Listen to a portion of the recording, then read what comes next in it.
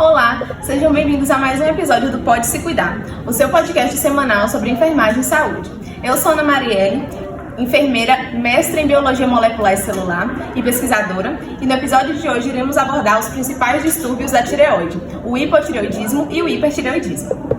E para nos auxiliar nessa conversa, nós trouxemos aqui alguns especialistas. A enfermeira Maria Fernanda, doutora em Bioquímica e pesquisadora, o enfermeiro Israel, especialista em endocrinologia, o enfermeiro João Vitor, mestre em ciências fisiológicas e pesquisador, e a enfermeira Camila, especialista em farmacologia. Para começar a nossa conversa, eu gostaria que o enfermeiro Israel pudesse explicar um pouco para a gente qual a função da tireoide e como esses distúrbios se desenvolvem. Bem, a tireoide é uma glândula que fica localizada na região do pescoço e tem esse formato parecido com a borboleta, por isso é chamado de glândula borboleta. Essa glândula ela responde a estímulos do hipotálamo. Por exemplo, a hipófise anterior vai liberar o TSH na circulação sanguínea e esse hormônio TSH vai interagir com os receptores da glândula tireoide, iniciando uma via de ativação que vai estimular a síntese e liberação dos hormônios tireoidianos. Eu vou ter a produção da tiroxina, que é o T4, e do triiodotironina, que é o T3. Esses dois hormônios eles vão atuar em diversos processos celulares, como o catabolismo de carboidratos e lipídios, e também participa da síntese proteica de diversas células. Esses processos vão resultar no aumento da taxa de metabolismo basal. Agora, quando eu tenho uma disfunção da tireoide, que faz com que os hormônios sejam secretados em porções menores, eu chamo essa condição de hipotireoidismo. Quando eu tenho a hiperestimulação da glândula tireoide, no qual há o aumento da secreção dos hormônios, eu chamo essa condição de hipertireoidismo. E quais são as alterações fisiológicas que ocorrem no organismo para que esses distúrbios se desenvolvam? Enfim, qual a fisiopatologia deles? Bem, como eu já falei, o hipotireoidismo é causado por um desajuste na estrutura ou funcionalidade da glândula tireoide. Eu posso ter causas primárias ou secundárias dessa condição. As causas primárias são aquelas relacionadas à própria tireoide. Por exemplo, eu tenho uma perda de estrutura ou de função que faz com que eu não consiga manter os níveis adequados dos hormônios tireoidianos na circulação sanguínea, ou seja, eu vou ter a diminuição desses hormônios. Já as causas secundárias são aquelas relacionadas à perda de função do hipotálamo ou da hipófise. Essas duas estruturas, como eu também já falei, são responsáveis por produzir o TSH. Sem o TSH, não há a produção do T3 e do T4. Falando agora um pouco da epidemiologia dessa doença, globalmente, as causas mais comuns desse distúrbio são a deficiência de iodo. E nos países desenvolvidos, as causas são aquelas relacionadas à autoimune, à doença autoimune. Já o hipertireoidismo, caracterizado pelo aumento da taxa metabólica basal, ele pode ter causas da própria tireoide ou também causas extrínsecas. Um exemplo de condição que causa o hipertireoidismo é a doença de Graves, na qual o organismo produz anticorpos que interagem com os receptores da glândula tireoide e fazem com que ela seja hiperfuncionante, aumentando assim os níveis sérios dos hormônios tireoidianos. Como a gente sabe, eu falei anteriormente, o enfermeiro Israel explicou aqui pra gente, a glândula tireoide se localiza na região do pescoço, como vocês podem ver aqui na imagem. Dessa forma, eu queria que o enfermeiro João Vitor pudesse explicar pra gente se há alguma alteração visível por conta, desses distúrbios, se há alguma alteração visível, como protuberância, enfim, quais são os sinais, os sintomas e as manifestações clínicas desses distúrbios? Então, os pacientes que apresentam esse quadro de hipotireoidismo, eles apresentam sinais e sintomas de várias formas, incluindo as alterações relacionadas ao estado hipermetabólico desses pacientes devido à quantidade excessiva de hormônio tireoidiano que é produzida por esses indivíduos, bem como também as alterações relacionadas ao aumento da atividade do sistema nervoso simpático. Esses sintomas são sintomas constitucionais, ou seja, que não são específicos de uma determinada doença, podem ser encontrados em diversas doenças e em diferentes partes do corpo.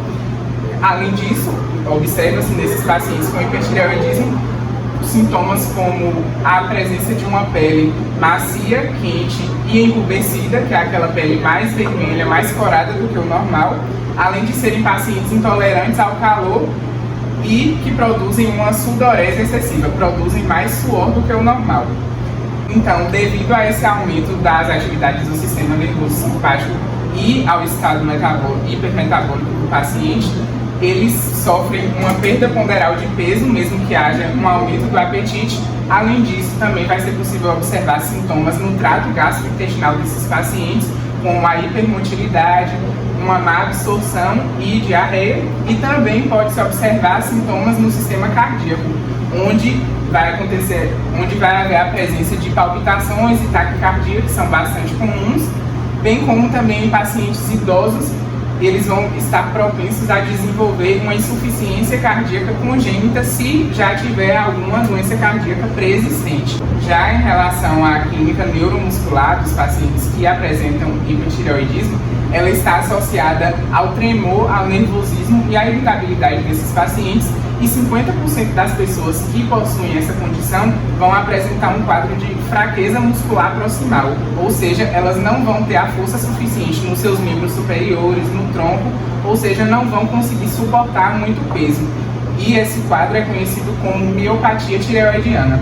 Além disso, são observadas também as alterações oculares, com um olhar amplo, arregalado e um atraso palpebral. Esse atraso acontece por conta da hiperestimulação simpática do elevador da pálpebra superior, só que é importante ressaltar que a verdadeira oftalmopatia tireoidiana associada à exoftalmia, como mostra aqui nessa imagem essa paciente com esse quadro de exoftalmia, que é justamente o deslocamento do globo ocular para frente, ela só é observada apenas na doença de Graves, que é uma doença autoimune em que o sistema imunológico do paciente ataca sua própria glândula tireoide, fazendo com que ela fique hiperativa. Então, somente nesse quadro que vai ser possível observar essa patologia oftalmológica associada à disfunção tireoidiana. Já as manifestações clínicas do hipotireoidismo incluem o cretinismo e o mixedema. Esse termo cretinismo, ele vem desde o início do primeiro ano de vida até o início da infância. Esse termo ele era bastante comum antigamente em diversas áreas do mundo, como os Himalaias e os Andes, onde esse consumo do iodo dietético era bastante escasso.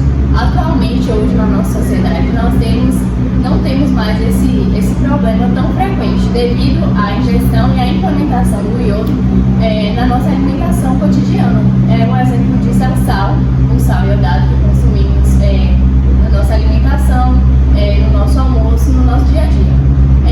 As complicações e as diferentes enzimas que nós temos acabam causando algumas complicações. As complicações essas sendo a face vai ter uma aparência grotesca, a língua vai ter uma protuberância, o aparecimento e surgimento de hernias umbilicais, baixa estatura, retardo mentais e entre outros fatores.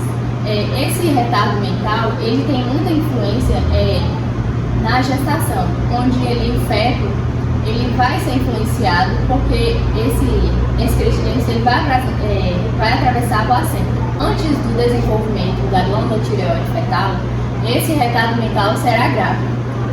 É bem comum se esse retardo acontecer após o bebê, após o feto tiver desenvolvido a sua glândula tireoide, esse feto ele poderá seguir com seu desenvolvimento cerebral normalmente.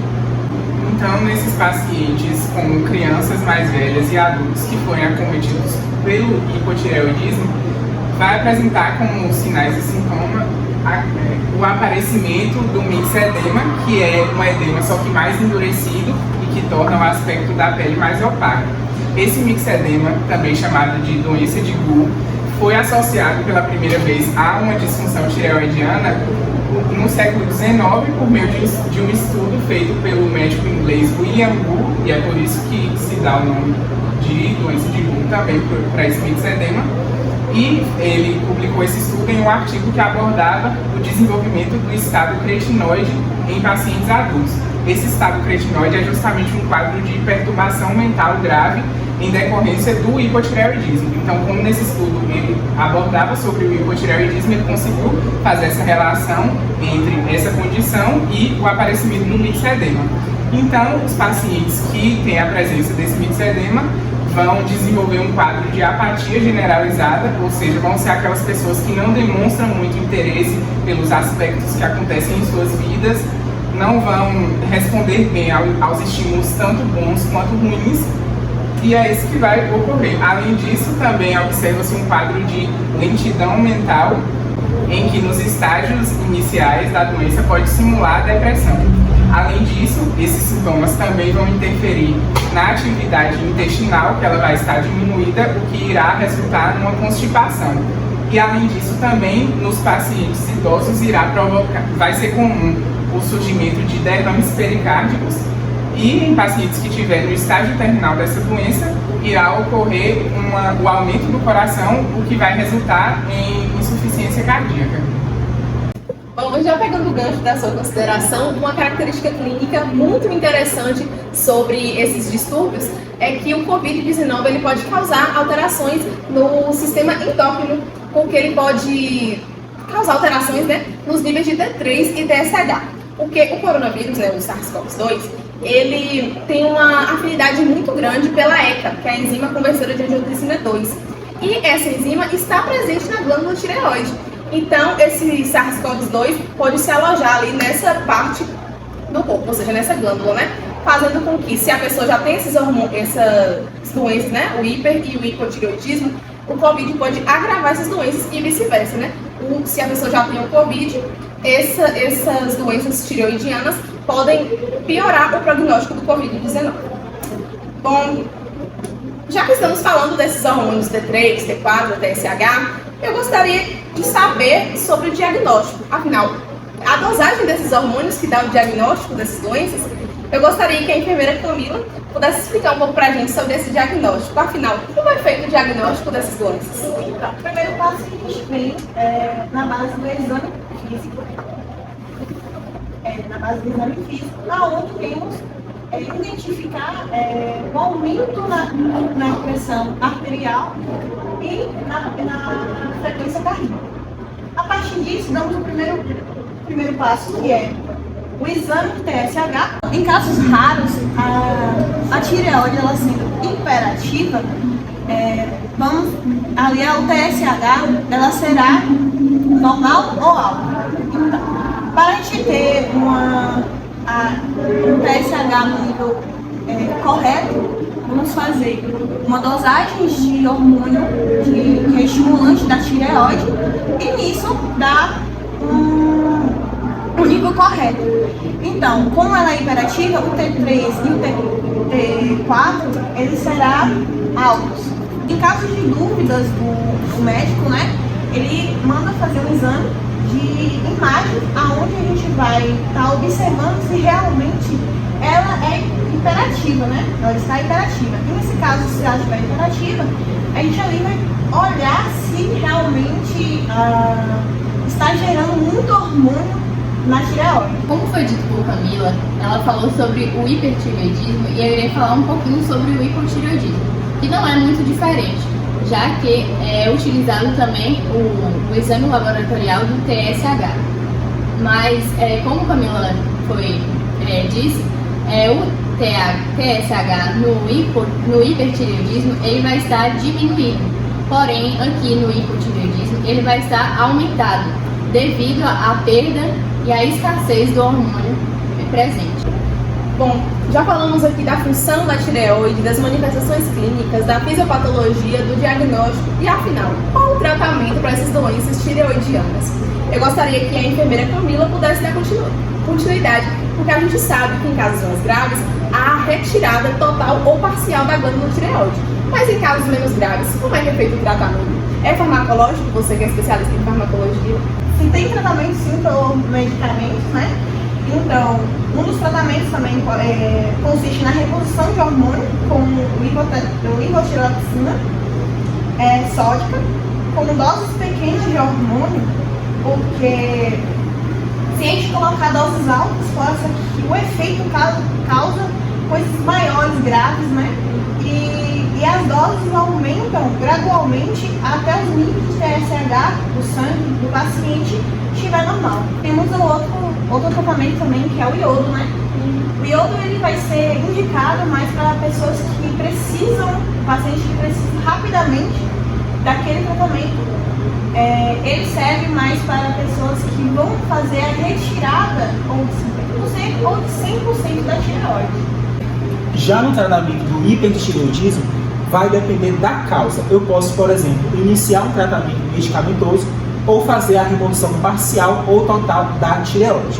Então, o medicamento mais utilizado para tratar essa condição vai ser o metilmazol, que as doses vão ir se adequando à medida que for fazendo os exames laboratoriais.